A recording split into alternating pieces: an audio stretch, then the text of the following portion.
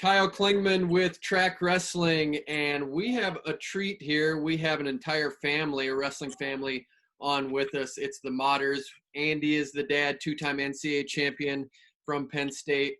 We also have Clint and Brett, and what I like is the collective stats of 9 EIWA titles together. And as we think about any family, we got to start with the dad. Really great to have you on, Andy, and being a two-time NCAA champion from Penn State. I got to think you are pretty proud of the success that Kales Sanderson has had in the last few years. Oh, absolutely. It was obviously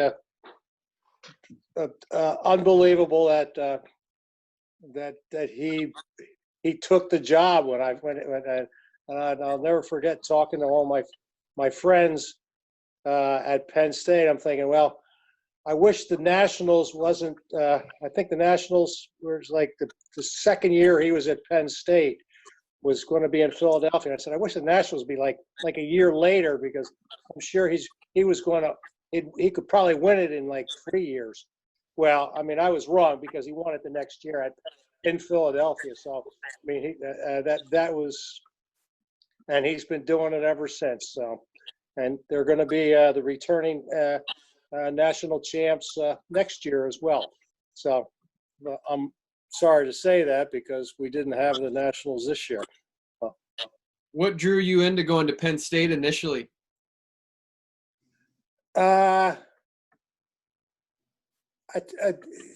It was I think Coach Cole had a big influence on me, like looking back at it. And I'll tell you a little story. I remember as when I was getting recruited, I was walking around campus, and Coach Cole was showing us he was pointing out the trees and naming the trees and the bushes and everything that was on campus. And I'm thinking, I mean, this is exactly what my dad would be doing if he were walking around there. And that helped me make a bit of a decision. Plus the fact that my dad didn't want me to go to Oklahoma State. So those two things were instrumental in me going to Penn State. So, what, Andy, was your advice to your sons when they picked schools? Of course, they both went to Penn, but what was your advice to them when they had to make a decision? Oh, I told them I don't want them to go too far, and I said, if you can get into Wharton, you're going to Wharton. It was that simple, and we'll figure out how to pay for it later, which it has worked out pretty well. So, Clint, let's go to you. You went to Penn and decided to go there. What made you decide to go there? I know your dad gave you some good advice there and be able to get in, but did you feel like Penn was the right choice right away? That's an interesting question, and I often joke about this with my my coach, Coach Raymond. But I had actually told him that I was going to Cornell. I was fortunate enough to be recruited at Cornell by Coach Spates and Coach Rob Cole, and as my father just spoke about, long-standing ties to the Cole family. So there was quite a bit of Rob was a fantastic person, and I was happy to be able to speak with Cornell. At the time, Penn wasn't quite as competitive as it was towards the tail end of my career, but Coach Raina was speaking about being a pioneer. He was speaking about taking a program and developing it in a way that allowed that got it somewhere where it hadn't been yet, and that was exciting to me. So, in speaking with my father as well, my mother. The opportunity to go to the University of Pennsylvania was fantastic. Going to the Wharton School of Business was a real blessing, and I made a lot of very, very lifelong friends during that time there. So I'm very, very thankful and grateful for that time. Clint, being Kyle, I'm just going to add one more thing. And his mother just broke down and cried and cried and cried when he said he wanted to go to Cornell, and so he changed his mind. Yeah, my mom was a little upset. It was a little bit further away, but yeah. Worked out. So, being the older brother, how did you and Brett get along in high school and then eventually in college when you guys were teammates for that year or two? Brett's my best friend, so it's always been that way ever since we were little. So it was a real. That was my favorite part of wrestling in college, being able to have my brother and then a whole bunch of other brothers that I inherited once we got to Penn. But we had a very close-knit group of friends, and Brett and I have always been very, very tight. So it was a lot of fun to be able to. It was an honor to be able to compete next to him. Brett, did you turn to your brother for advice? Yeah, I mean, he was throughout my entire life, I've been turning to him for advice. I mean, he was one of the biggest drivers to get me into wrestling. I mean, a lot of people would think that my father was, but he was the one who was always pulling me down in the basement. And obviously, having my dad under the same roof was very helpful as well in terms from a wrestling perspective. But it was a huge reason why I decided to go to Penn, along with a number of other reasons. But being able to wrestle with my brother for 2 years was a huge advantage. Andy, when you saw your sons win EIWA titles in the same year, what did that feel like? Oh, hey, that's I'm looking at a picture of us on the first time that they won it right now, as a matter of fact. So it's right on my right next to my desk. Yeah, it was one of the best days of my life. Yeah, it was lots of fun. Clint, Penn had some really good teams in that era. How did Roger Reyna build a really good culture there when you think about some of the guys with you guys, and you had Brandon Slay coming through and a lot of guys that were really successful? How was he building that culture? I think you touched upon it just in the word itself, culture. And I think Coach Reyna is a visionary in almost every sense of the word. I think he's a true leader of men. I think that he's able to encourage you and convince you that you can do things that you weren't necessarily sure you were capable of. And that's a really, really special quality in terms of a coach. And I'm very thankful for being able to wrestle under him. He is a true leader. Brett, you had a chance to come in, and like we said, with your brother. What kind of leadership did he bring to the program that you saw right away? I mean, Clint's always been a leader. So it was, I've seen Penn Wrestling from, my uncle wrestled for Penn Wrestling in the early 80s, so I saw it when it was a program on the verge of being dropped.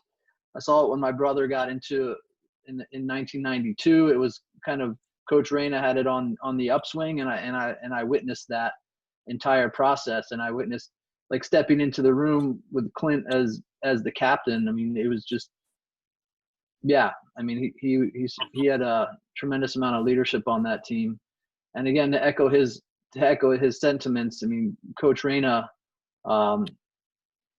he had a vision for what he wanted to accomplish, and developing that culture that he had in the late 90s definitely lends itself to working towards that vision. Well, let's talk about some great work you're doing here with Beat the Streets Philadelphia. It's just really amazing how this has taken off. And maybe we can start with Clint here and just the vision of where you want to go with Beat the Streets Philadelphia and what it means to people and how wrestling can be really a great tool to impact a human being's life. Well, I keep using the word thankful and grateful, and I think that's consistent with just the way that I think about the sport of wrestling. I'm just really thankful for my own experience in the sport, and you think about what it's taught you, it's molded me into the person that I am today. In a lot of ways, it's had a tremendous influence on me. Again, from a family perspective, from a friendship perspective, I'm very, very thankful for that. When we thought about starting Beat the Streets, frankly, there was a gentleman who was an assistant coach at Penn, Mike Friedman, who he's now a teacher down in Philadelphia, and he ended up actually becoming our first coach for the program we started. And we were discussing just how it would have been nice to have been able to have something along some way to participate in the community when I was at school. That didn't happen.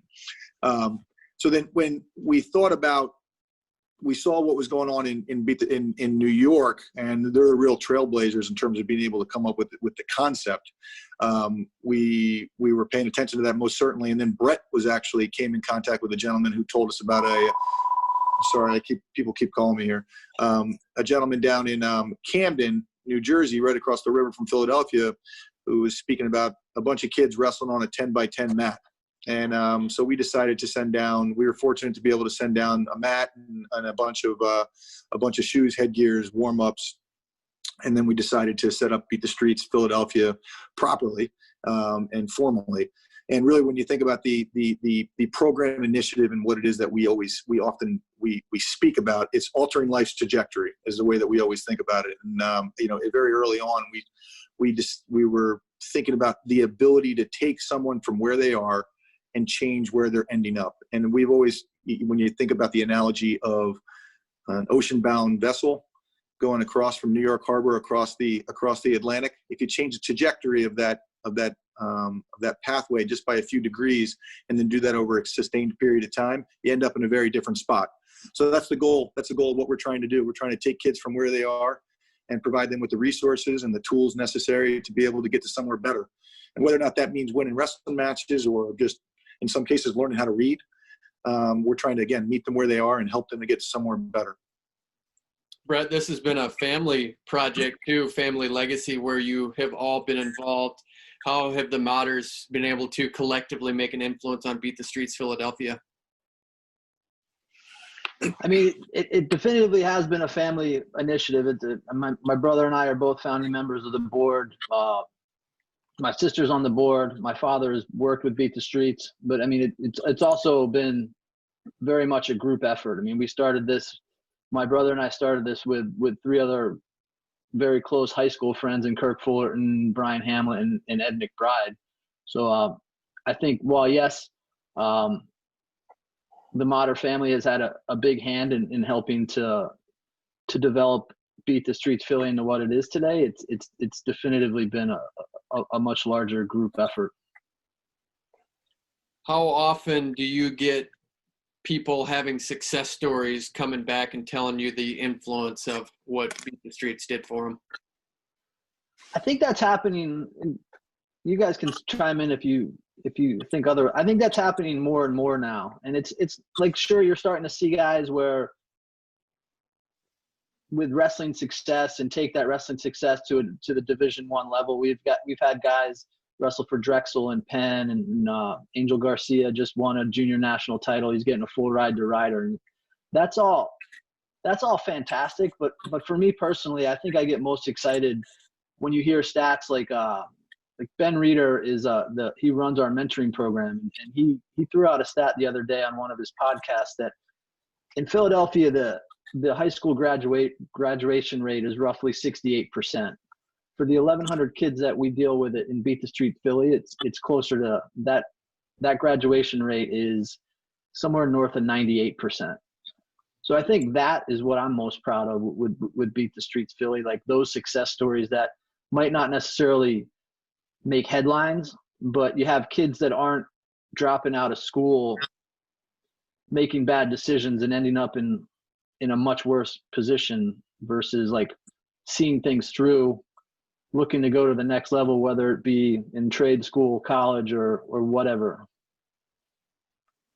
Clint, did you know when you graduated college that you wanted to stay involved in the sport and have an influence at this kind of level? No, I certainly didn't have a crystal ball in terms of being able to define exactly how that was. I think that the opportunity to serve is just it's been a lot of fun. I was asked very early on in the aftermath of in the immediate aftermath of graduating by Coach Rayner to participate in the Alumni Association for University of Pennsylvania. And very interestingly, he told me that I was going to learn something. And I guess I was probably 23 years old at the time. I didn't quite fully appreciate that, but he was certainly right. So, I mean, I embraced the idea of being able to serve a variety of different organizations because I think it's fun. I think you get to participate in a sport that that meant something very meaningful to you, and you're able to share that with other people. And simultaneously, if you do that with a group of good people, and you're going to learn something in the process. That's a wonderful opportunity. And I've been very thankful for that. Andy, you've had involvement with this organization, but what's it like to see your sons going out and having an influence in a unique lane? Well, I think it's terrific. It's actually, it taught me to be a better person as well. Like in terms of being able to share more with other people and help other people, which at some points, which it has, and then also at the same time when you're looking at some of these kids from Beat the Streets, and I mean there's kids that we support that live right down by Kensington and Allegheny, which is like the heroin capital of the United States. I mean they walk past OD'd people every day going to school. And to keep them out of situations and give them something something that they can grow on and be part of and know that they have an outlet to be able to get out of places like that as they mature is very rewarding.